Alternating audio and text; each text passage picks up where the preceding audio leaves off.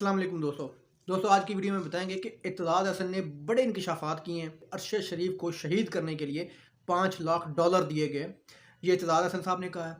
اور پرویز لائی کی 2 نمبری، آپ کو آج کی ویڈیو میں دونوں خبروں کی تفصیل بتائیں گے۔ تو پہلے چلتے ہیں پرویز لائی کی 2 نمبری کی طرف۔ تو جناب جس پارٹی کے تحت ایک وزیر اعلیٰ بنا ہے جناب پرویز لائی، اس پارٹی کے ہیڈ پر فائرنگ کی جاتی ہے، اس پر جان لیوا حملہ کیا جاتا ہے، لیکن اسی پارٹی کا وزیر اعلیٰ ایک FIR درج نہیں کروا سکتا اپنی پارٹی کے ہیڈ کے اوپر قاتلانہ حملے کی۔ لیکن اسی وزیر اعلیٰ پنجاب کے انڈر اسی کے شہر میں مانگا منڈی میں مقدمہ درج ہو جاتا ہے جناب شہباز گل پر۔ تو یہ ہوتی ہے 2 نمبری۔ تو اب کدھر ہے پرویز لائی؟ پرویز لائی صاحب، یہ مقدمہ کس طرح درج ہو گیا آپ کی ناک کے نیچے؟ عمران خان صاحب کا تو مقدمہ آپ درج نہیں کروا سکے، یا آپ نے کیا نہیں ہے، یا آپ ملے ہوئے ہیں اس لیے آپ FIR نہیں کٹوا سکے، کیونکہ آپ ان قاتلوں کے ساتھی ہیں، آپ ان قاتلوں کے ساتھ ملے ہوئے ہیں۔ شہباز گل پر پھر مقدمہ کس طرح ہو گیا؟ یہ جناب جو پرویز لائی ہے یہ بالکل ملا ہوا ہے عمران خان پر حملہ کرنے والوں سے، یہ ان کا ساتھی ہے، ان کو سپورٹ کرتا ہے، اس لیے اس نے مقدمہ درج نہیں ہونے دیا۔ دوسری خبر یہ ہے کہ اعتزاز احسن نے کہا ہے کہ ارشد شریف صاحب کو قتل کرنے کے لیے $5 لاکھ دیے گئے ہیں، $500,000 یہ رقم ادا کی گئی ہے ارشد شریف صاحب کو قتل کرنے کی۔ ہم آپ کو وہ آڈیو سنا رہے ہیں جس میں اعتزاز احسن صاحب یہ بڑے انکشافات کر رہے ہیں۔ نامعلوم ملزم کے خلاف اس وقت کیس ہوتا ہے جس طرح کوئی آپ کو وہ پولیس کو لاش مل جائے سڑک کے کنارے پڑی ہوئی، کھیتوں میں پڑی ہوئی، تو اس پہ نامعلوم مدعیت پولیس کی ہو سکتی ہے۔ اور پولیس کی اس طرح نہیں مدعیت ہو سکتی ہے کہ ایک آدمی کی بیٹی اغوا ہو جائے، چھوٹی بیٹی 7 سال کی، وہ اس تقدو میں، اور پولیس کہہ دی ہماری مدعیت میں ہوگا، اور ہماری مدعیت میں جب ہوگا تو پھر سیٹل بھی ہم ہی کریں گے، پھر ہم ہی فیصلہ کریں گے۔ یہ بالکل غلط ہے، پولیس کی مدعیت میں ہے۔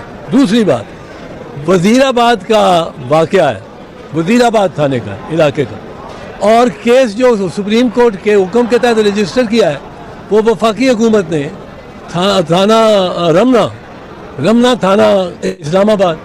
اب رمنا تھانہ کے ساتھ اس کا کیا تعلق ہے؟ یہ صرف اپنے پاس لانے کے لیے انہوں نے یہ کیا ہے۔ تیسری بات یہ میں عرض کر دوں کہ جو ارشد سعید کا قتل اور شہادت ہے، یہ ایک کانٹریکٹ جاب ہے، یہ یوں ہی نہیں ہوئی، یہ کانٹریکٹ ہوئی۔ اس کا کینیا میں کیا کون دشمن تھا؟ کینیا میں تو کوئی دشمنی نہیں تھی، کینیا کی پولیس اس میں شامل ہے، اور یہ کانٹریکٹ جاب ہے۔ ایک کسی نے پیسے لگائے ہیں، پیسے دیے ہیں کہ اس کو مارنا ہے، اس کا پیچھا کرنا ہے اور اس کو مارنا ہے، اور ویپنز بھی جس طرح استعمال ہوئے ہیں، اور جو اس کو یہاں ایک ماری گئی ہے، پھر جو اس کی انگلیاں توڑی گئی ہیں، پھر جس وجہ سے یہ محسوس ہوتا ہے کہ جو کروانے والا تھا اس کو اتنا غصہ تھا، اس میں اتنا غصہ تھا، اتنا انتقام وہ چاہتا تھا کہ اس نے کہا کہ یہ میں اس کی ہڈیاں وڈیاں توڑ کے، اور کہا ہوگا فلم بنا کے لانی ہے اس کو جو اذیت پہنچائی ہے۔ اب وہ فلم بنا کے وہ فلم ہی ہوگی، ویسے تو کسی وقت مل جائے گی قاتلوں کے سراغ کے لیے۔ پانچویں بات یہ ہے کہ اس میں ایک چیز کلیئر ہو گئی ہے، پولیس اس رقم میں اور اس پیمنٹ میں کینیا کی پولیس شامل ہے، کیونکہ انہوں نے پہلے کہہ دیا کہ ہماری گولیوں سے مرا، تو وہ تو مان رہے ہیں، تو اس میں پیچیدگیاں کوئی اتنی نہیں، یہ زیادہ دیر نہیں لے گا حل ہونے میں، اور یہ انٹرنیشنل لیول کا کیس ہے۔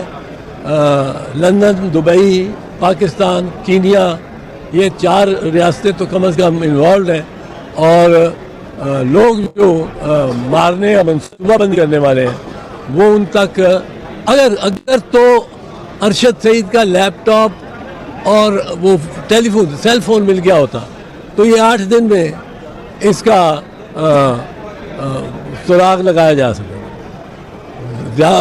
مشرف اپنی کتاب میں لکھتا ہے کہ اس پہ حملہ جو 23 دسمبر 2003 میں ہوا جھنڈا چیچی برج پہ، وہ اس میں جو شواہد تھے اور جو ملزمان تھے وہ کمپیوٹر چپ سے, یہ جو چپ لگا ہوا ہوتا ہے فون سے, اس سے وہ اس تک پہنچے.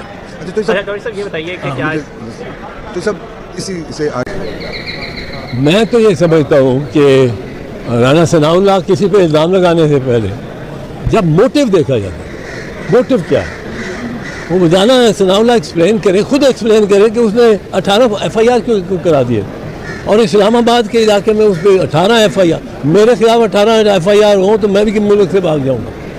18 FIR, اور پھر ایک یہ رسم چل پڑی ہے, یہ میں ساتھ ضمنی طور پہ عرض کر دوں, یہ ریت چل پڑی ہے. میں یہ بیان دے رہا ہوں آپ کے سامنے, یہ بیان خدا نہ خواستہ کسی کی مسلمان کی کوئی دل آزاری ہوتی ہے, وہ میرے خلاف پرچہ کرا دیتا ہے کہ اس نے لاہور میں اس تھانے میں جہاں میں یہ بیان دیتا ہوں, یہ اس کا اختیار سماعت بنتا, وہ دے دیتا ہے کہ اس کو وہ FIR دے دیتا ہے یہاں, اور مجھے یہاں بیل کرانی پڑتی. پر صاحب میں بیٹھا ایک آدمی کہتا ہے جی میری بھی دل آزاری ہوئی ہے, اور وہ یہاں ہوئی ہے, اس لیے یہ بھی جائے وقوع ہے. اور کوئی چوتھا آدمی, پانچواں آدمی, 100 آدمی 100 تھانوں میں کہتے ہیں جی ہماری دل آزاری ہوئی ہے, وہی ٹھپے پہ ٹھپا وہ FIR کرا دیتے ہیں. یہ میر شکیل الرحمان پہ بھی ہوا, اب یہ سواتی پہ ہو رہا ہے.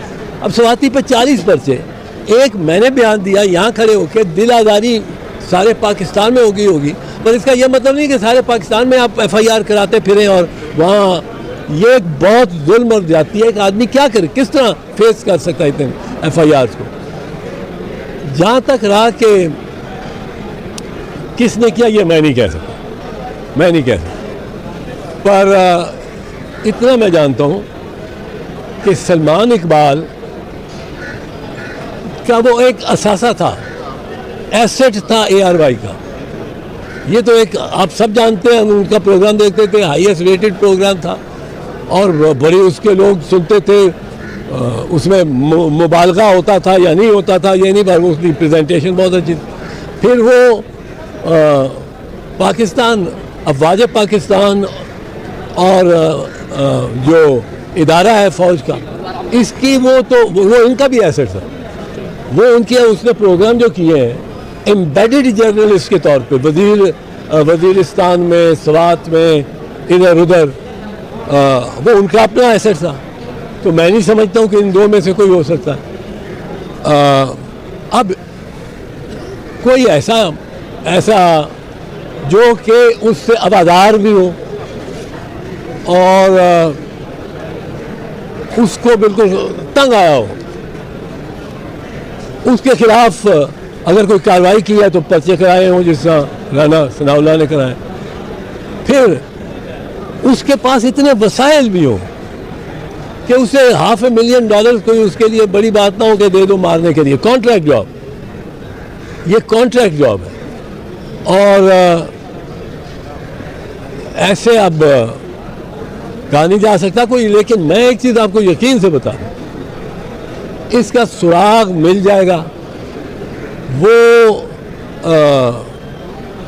اب جب آپ یہ ڈھونڈیں کہ اس کے کیا کیا بیان آیا, تو ایک وہ تسنیم حیدر کا بیان, وہ بڑا خطرناک ہے, خوفناک ہے میاں صاحب کے لیے.